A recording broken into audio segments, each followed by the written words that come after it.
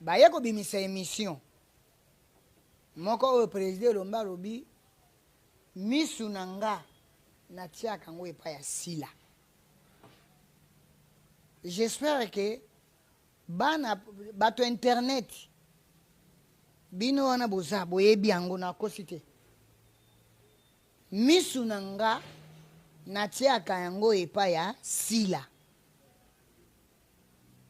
Sikoyo napesaka faute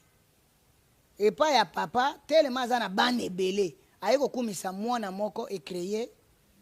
division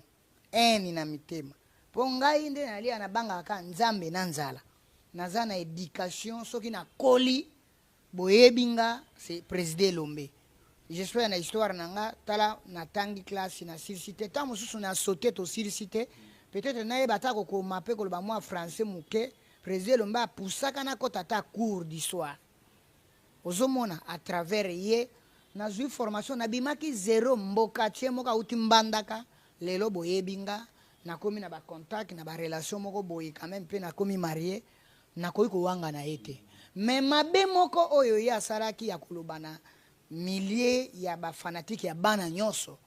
yake atiaka misu na ye epai ya mwana moko banyonso bazalaki découragé bazalaki ya koyimayima tant que ancien nayebi mitema ya moko na moko balela nazwa mpe nayoka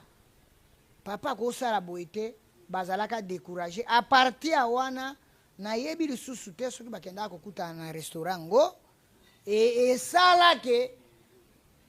ti lelo soki boyamba moseka na émission te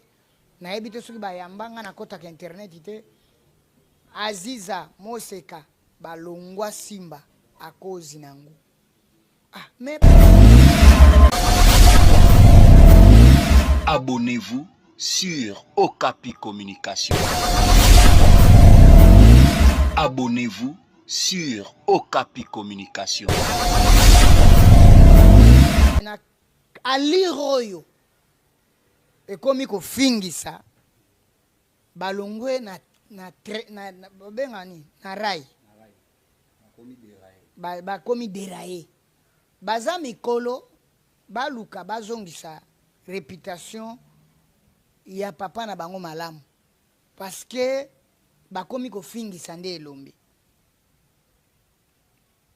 ozomona na ba comportement o bango baza ba cook d'ailleurs ba traitera président Lomba za famille normalement faza famille Libota po aza papa ya Belleville